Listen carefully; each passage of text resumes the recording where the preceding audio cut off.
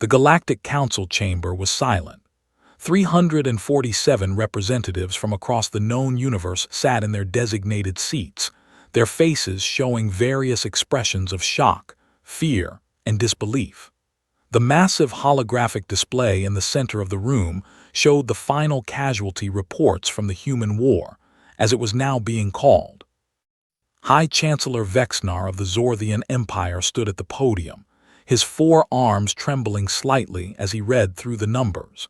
His blue skin had turned a pale shade of gray, something that happened to Zorthians only when they experienced extreme distress. The total military losses across all participating species now stands at 472 million soldiers, he announced, his voice barely above a whisper. The human casualties are estimated at approximately 800,000. A murmur spread through the chamber. The numbers did not make sense.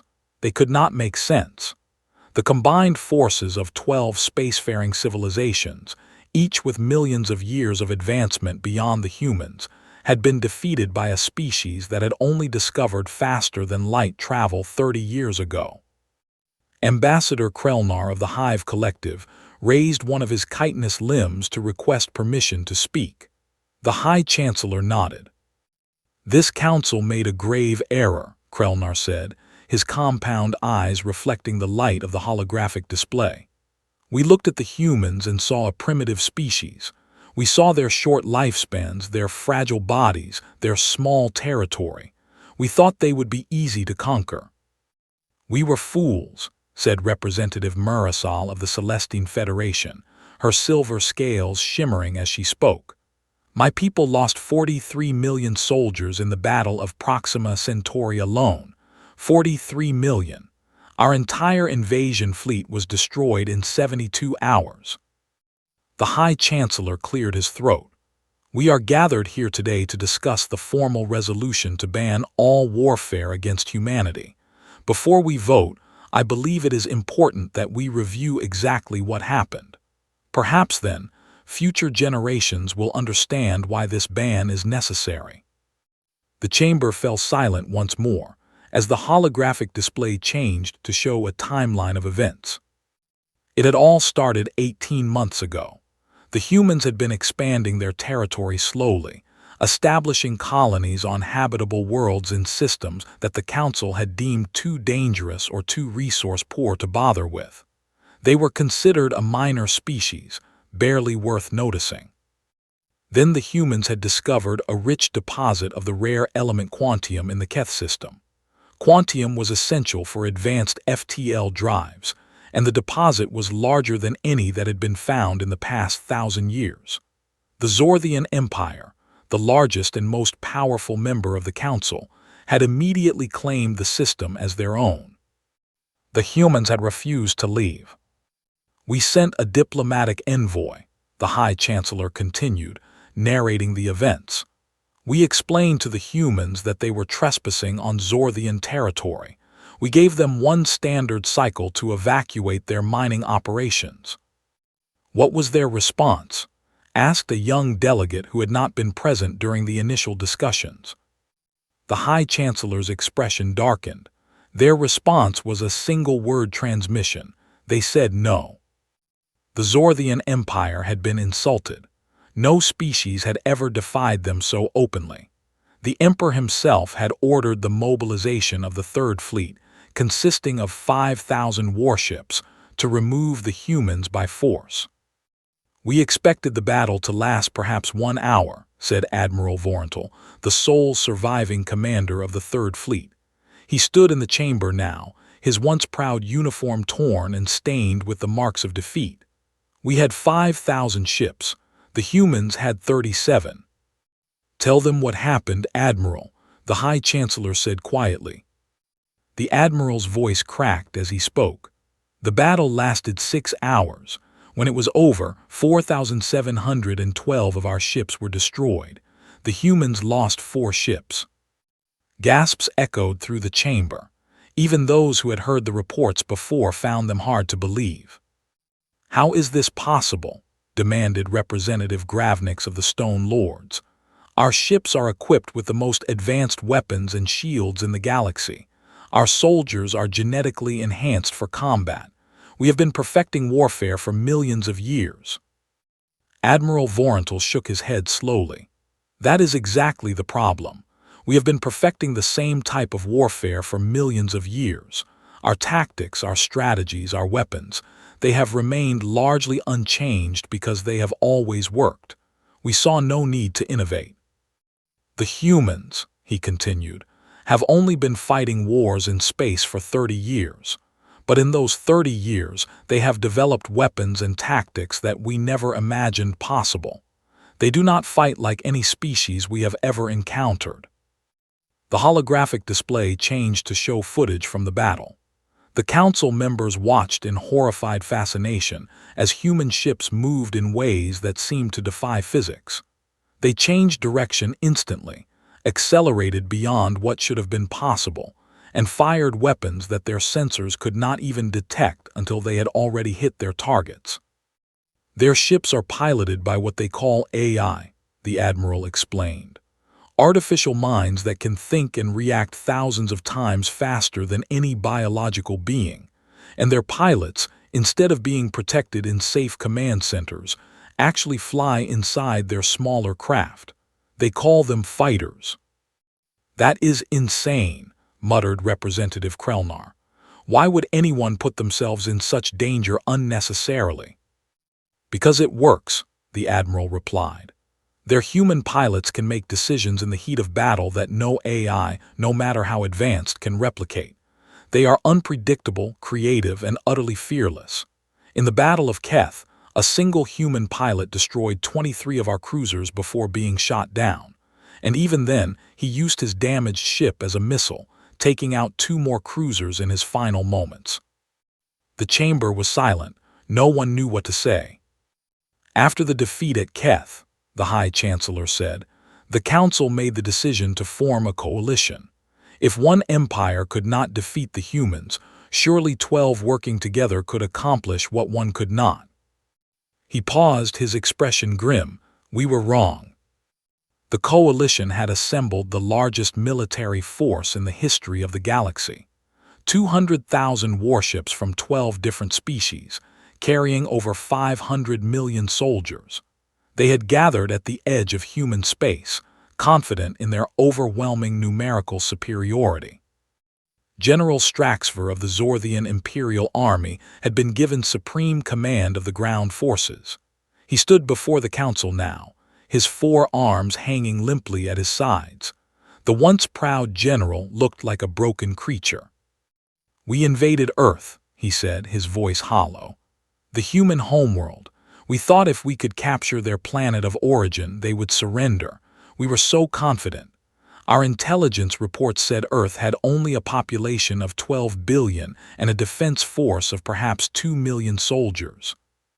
We landed 50 million troops in the first wave," he continued. "Within 3 days, we controlled most of their major cities. The humans seemed to be in full retreat. We thought victory was assured." Representative Murasol leaned forward. "What happened then?" The general's eyes seemed to look through the council, seeing something far away and terrible. "They did not retreat. They regrouped. And then they did something that no species in the galaxy has ever done before. They mobilized their entire civilian population." "What do you mean?" asked High Chancellor Vexnar. "On the 4th day of the occupation, every human adult who could hold a weapon joined the fight. Farmers, teachers, merchants, factory workers. Every single one of them became a soldier overnight. We went from facing 2 million defenders to facing 3 billion.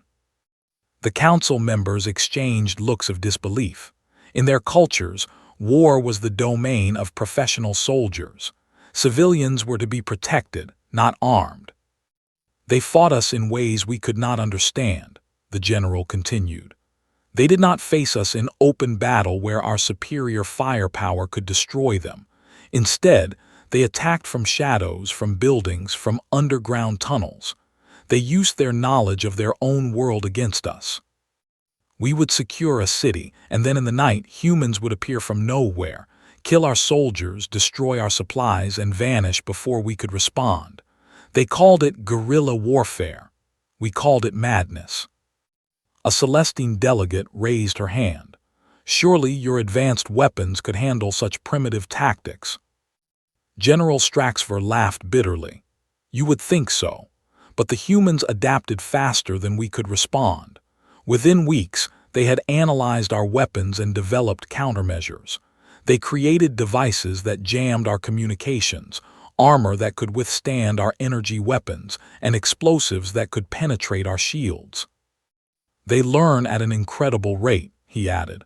What takes our scientists decades to develop, they can create in weeks. Their innovation is terrifying. The holographic display shifted to show footage from the ground war.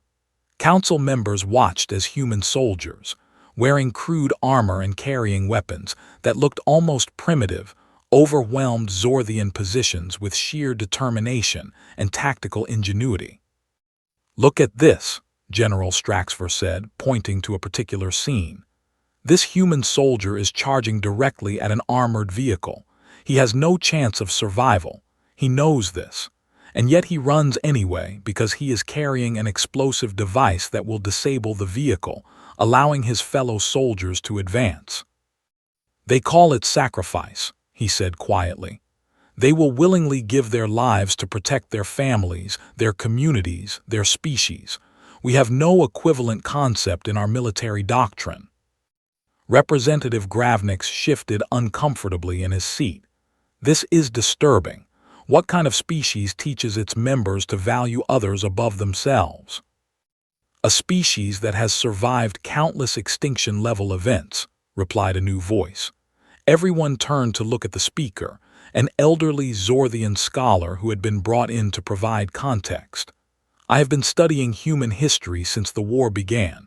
What I have found is remarkable. Humans evolved on a death world, the scholar continued. Their planet is filled with predators, natural disasters, diseases, and environmental hazards. Throughout their history, they have faced ice ages, plagues, famines, and wars against each other. By all logic, they should have gone extinct dozens of times. But they did not. They survived because they developed an extraordinary capacity for cooperation, adaptation, and resilience. When faced with any challenge, no matter how impossible, they find a way to overcome it. High Chancellor Vexnar nodded slowly. This explains much, but it does not explain their military capabilities. How did a species that only recently achieved spaceflight defeat our combined fleets? Admiral Vorental stepped forward again. I believe I can answer that. In my captivity following the defeat at Keth, I was treated well by the humans. They even allowed me access to their historical records. What I learned changed my understanding of everything. Humans have only been spacefaring for a short time, yes, but they have been fighting wars for their entire existence. Their history is a continuous record of conflict, from simple tribal disputes to massive global wars involving hundreds of millions of soldiers. And in those wars, they developed a philosophy of combat that is completely foreign to us. They believe that victory goes not to the strongest but to the most adaptable. They embrace chaos and uncertainty, turning them into advantages. They study their enemies obsessively, looking for any weakness to exploit. Most importantly, the Admiral continued, they never ever give up. I watched their historical records of a conflict they call World War II. A single nation, facing invasion by a vastly superior force, refused to surrender. Their leader declared that they would fight on the beaches, in the fields, in the streets, and in the hills. They would never surrender. And they won, he said simply. Against all odds, against all logic, they won. The chamber was absolutely silent. The weight of what they had done, of the enemy they had awakened, settled over them like a shroud. The ground war on Earth lasted 3 months, General Straxfer said, resuming his account. In that time, we lost 22 million soldiers. The humans lost approximately 200,000 civilians and 30,000 soldiers. The ratio was 100 to 1 in their favor. Eventually, we were forced to retreat. We could not sustain such losses, but that was only the beginning of our problems. Because once they had driven us from Earth, the humans did not stop fighting. They followed us into space. The human space navy had been a joke before the war. A collection of patrol vessels and cargo ships, barely capable of defending their own systems. But in the 6 months following the liberation of Earth, it transformed into something terrifying. They built new ships faster than we believed possible, Admiral Vorental explained. Their entire economy shifted to war production. Civilian factories that had made consumer goods began producing weapons and spacecraft. Their people worked around the clock, driven by a fury we could not understand. We thought they would be satisfied with reclaiming their homeworld. We thought wrong. The holographic display showed the progression of the war. What had started as a localized conflict in the Keth system had spread across an entire sector of the galaxy. Human fleets struck at coalition, supply lines, shipyards, and military installations with devastating precision. They learned our tactics almost immediately, the Admiral said. Every battle taught them something new. They captured our technology and reverse-engineered it within days. Within months, their ships were equipped with weapons that matched or exceeded our own. Representative Krelnar clicked his mandibles in agitation.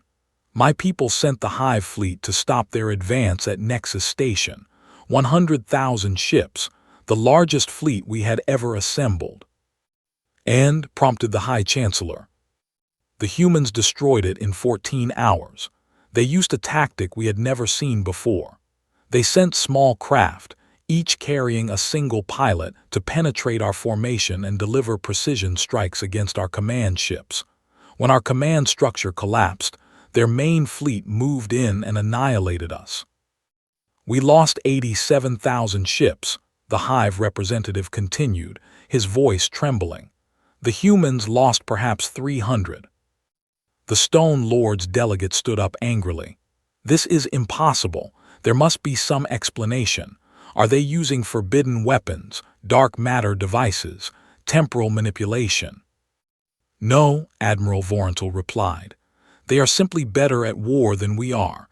They have to be. Their survival as a species has always depended on it. The elderly scholar stood again. May I offer some additional context? I have analyzed human military history in detail, and I believe I understand what makes them so dangerous. The High Chancellor nodded for him to continue. Human warfare is driven by emotion, the scholar explained. When they fight, they feel fear, anger, love, hatred, and pride all at once. These emotions, which we consider distractions, actually enhance their combat effectiveness. Fear makes them careful, anger makes them aggressive, love makes them protective, hatred makes them relentless, pride makes them unwilling to accept defeat. Combined, these emotions create warriors who are incredibly difficult to break. Furthermore, he continued, humans bond with each other in ways we do not. They form what they call units or squads, small groups of soldiers who become as close as family. The loss of one member drives the others to fight even harder, seeking what they call vengeance. In our cultures, the death of soldiers is unfortunate but acceptable. In human culture, every death demands a response. They track their fallen with obsessive detail, remembering names and faces even years after a battle. They fight not just for victory, but to honor those who have died. Representative Murasol raised a scaled hand. I experienced this firsthand. After the Battle of Proxima Centauri, I was captured by human forces. I expected to be executed or tortured for information. Instead, she continued, I was treated with dignity and care. They gave me food, medical attention, and even allowed me to communicate with my family. When I asked why, a human officer told me that they do not punish soldiers for following orders. Their anger was reserved for the leaders who had started the war. It was the most terrifying thing I had ever experienced, she admitted. An enemy who can show such compassion while simultaneously destroying your fleets is an enemy who cannot be understood through normal means. The High Chancellor looked around the chamber. We have heard the reports. We know the numbers.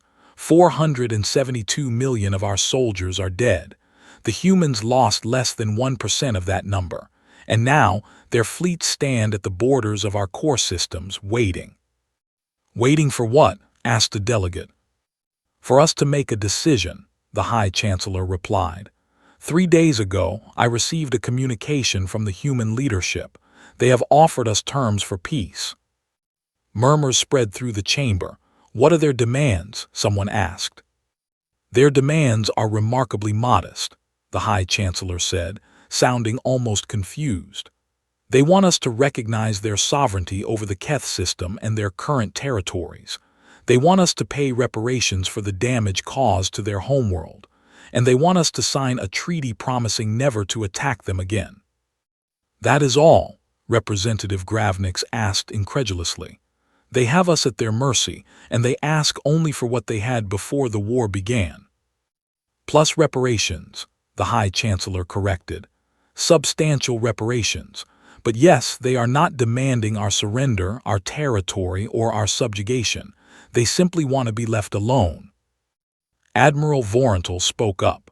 This is consistent with what I learned about human philosophy during my captivity. They do not seek conquest for its own sake. They fight only when they must, and they stop fighting when the threat is removed. But make no mistake, he added grimly, if we refuse their terms or if we violate the treaty in the future, they will not hesitate to destroy us completely. They have made this very clear. The chamber fell silent as the council members contemplated their options. There were none, really. The coalition had been utterly defeated. Their only choices were to accept the human terms or to face complete annihilation. High Chancellor Vexnar called for a brief recess to allow the delegates to consult with their governments. When they reconvened 2 hours later, the mood in the chamber had shifted from shock to a grim acceptance. Before we proceed to the vote, the High Chancellor said, I believe it is important to discuss the proposed resolution in detail. The ban on warfare against humanity is more than just an admission of defeat. It is a formal acknowledgement that we were wrong to attack them in the first place. Representative Krelnar stood to address the council. My government has authorized me to support the resolution. The Hive Collective has learned a painful lesson from this war. We thought ourselves superior to the humans because of our numbers, our technology, and our age as a species. We were humbled. But I want to add something to the record, he continued. This resolution should not be seen as an act of cowardice. It is an act of wisdom.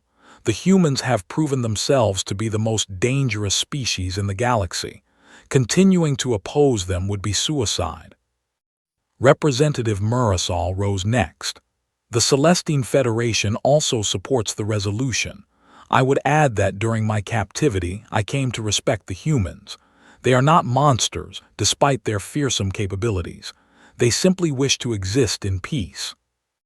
We forced them to become warriors, she said.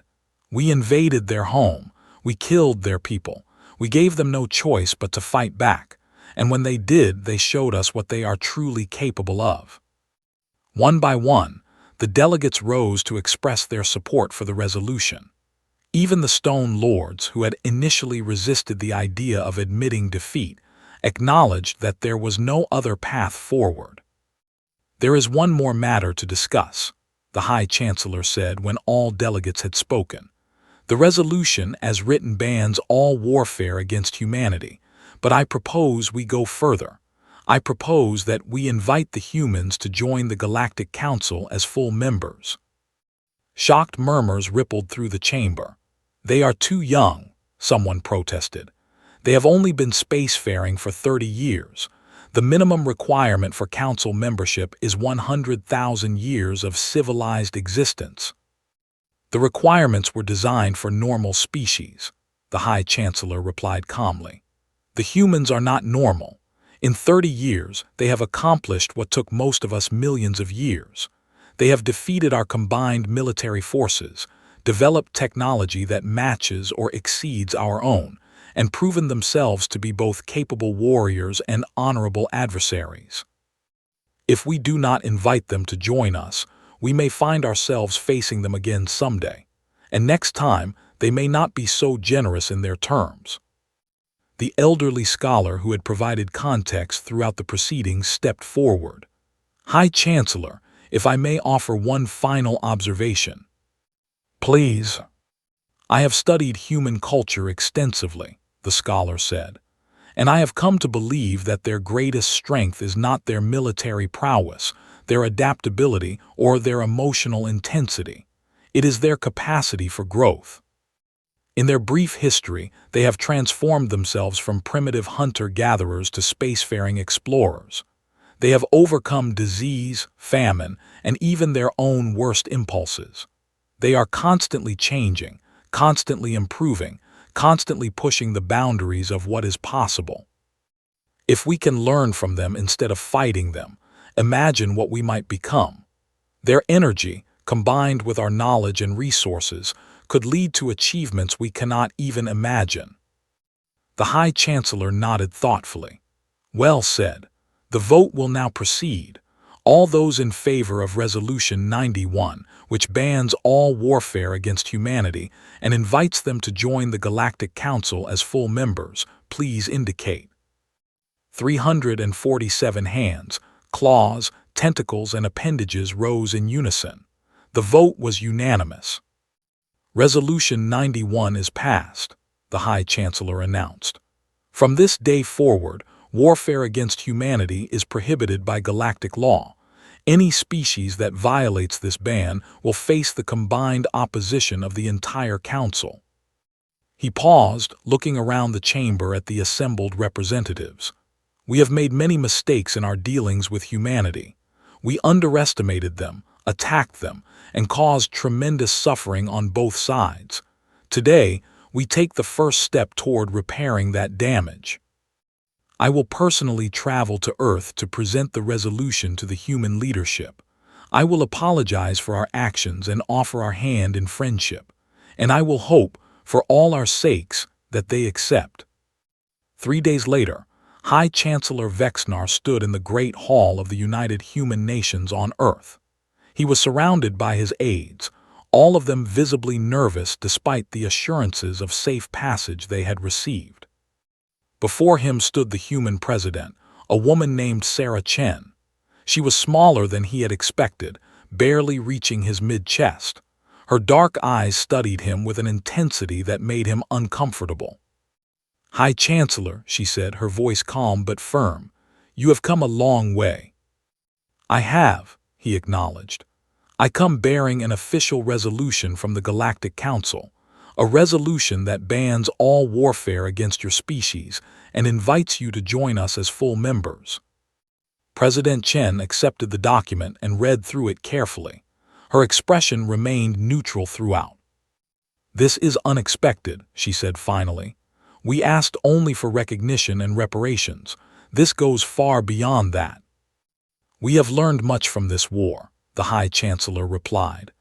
We learned that we were arrogant, blind, and foolish. We attacked you without provocation and without understanding. We paid dearly for that mistake. But we also learned to respect you, he continued. Your courage, your resilience, your compassion even in the midst of war. These are qualities that the galaxy needs. We would be honored if you would stand beside us as partners. President Chen was silent for a long moment. The High Chancellor could see the weight of the decision in her eyes. Millions had died because of the Council's actions. The wounds were still fresh. High Chancellor, she said finally, 18 months ago, your people invaded our home. Your soldiers killed our families, destroyed our cities, and attempted to enslave our species. The High Chancellor lowered his head in shame. I know, and I am sorry. Words cannot undo what was done, but I offer them nonetheless. We fought back, President Chen continued. We did terrible things in the name of survival, things that will haunt us for generations, but we also showed the galaxy who we really are. She looked up at him, her eyes fierce. "We are not warriors by nature. We do not seek conquest or glory. We are farmers, teachers, artists, scientists. We build things. We create things. We dream of a future where all beings can live in peace. But when threatened," she said, her voice hardening, "we become something else entirely. We become survivors. We become defenders. We become the worst nightmare of anyone foolish enough to harm what we love." The High Chancellor nodded slowly. "That is precisely why we want you as allies rather than enemies." President Chen smiled slightly, the first sign of warmth she had shown since the meeting began. "Smart, very smart." She turned to her advisors and spoke quietly with them for several minutes. The High Chancellor waited, his heart beating rapidly. The future of the galaxy hung on her decision. Finally, she turned back to face him. "High Chancellor, on behalf of the United Human Nations, I accept your invitation. Humanity will join the Galactic Council." Relief flooded through the High Chancellor. "Thank you, President Chen. You will not regret this decision." "I know," she replied, "because we will be watching. We will be partners, but we will never forget what happened. If any member of the Council threatens humanity again, there will be no second chances, no peace offers, no mercy." "I understand," the High Chancellor said, "and I will make sure every member of the Council understands as well." President Chen extended her hand, a human gesture of agreement that the High Chancellor had learned during his preparation for this meeting. He reached out with one of his 4 hands and clasped hers gently. "Welcome to the galactic community, humanity," he said. "Thank you," she replied. "Try not to make us regret it." 1 year later, the Galactic Council convened for its annual assembly. But this time, there was a new delegation in attendance. The human representatives took their seats among the other species, their presence a constant reminder of how much had changed. The High Chancellor called the assembly to order. "We have much to discuss. The galaxy faces many challenges, from resource shortages to border disputes to the threat of the dark swarm in the outer reaches. But for the first time in our history, we face these challenges united." He looked at the human delegation, where President Chen's successor, a man named James Morrison, sat quietly observing. "Our newest members have already begun contributing to our collective security. Human engineers have improved our FTL technology by 30%. Human doctors have developed treatments for diseases that have plagued us for millennia. Human diplomats have resolved 3 long-standing territorial disputes through negotiation rather than force. We made many mistakes in our first contact with humanity," the High Chancellor continued. "We judged them by their age and their technology, not by their character. We saw them as primitive, when in truth they were simply different in ways that have made them invaluable allies." Ambassador Morrison stood to address the Council. "High Chancellor, members of the Council, thank you for your kind words. Humanity is honored to be part of this great assembly. We did not choose the war that was forced upon us. We did not want to kill hundreds of millions of your soldiers. We simply wanted to live in peace, to explore the stars, and to find our place in the universe. But when you threatened our existence, we showed you what we are capable of, not because we wanted to, but because we had no other choice. Humanity has always done what was necessary to survive. Now we stand with you as partners. We will share our creativity, our determination, and our resilience with the galaxy. We will help you face whatever challenges lie ahead, and we will do so not as conquerors but as friends. But remember this," he added, his voice carrying a note of warning. "We are humanity. We do not forget. We do not forgive easily, and we will never ever be conquered." The council chamber was silent for a moment. Then, slowly, the delegates began to applaud. The sound grew louder and louder until it filled the entire chamber, a thunderous acknowledgement of the newest and most dangerous member of the galactic community. High Chancellor Vexnar watched the scene with a mixture of pride and relief. The war had been the worst mistake the Council had ever made. But from that mistake had come something unprecedented, a true partnership between humanity and the rest of the galaxy. As the applause died down, he reflected on the lessons learned. Never underestimate an unknown species. Never assume that age equals wisdom or that technology equals strength. And never, under any circumstances, threaten a species that has survived against all odds on a death world. Because such a species will not just survive, they will overcome, they will adapt, they will endure, and they will emerge stronger than before. That was humanity. That had always been humanity. And thanks to Resolution 91, that was now the galaxy's greatest asset rather than its greatest threat. The war was over. The peace had begun. And for the first time in millennia, the Galactic Council looked toward the future with hope rather than fear. Because now they had humanity on their side. And that made all the difference.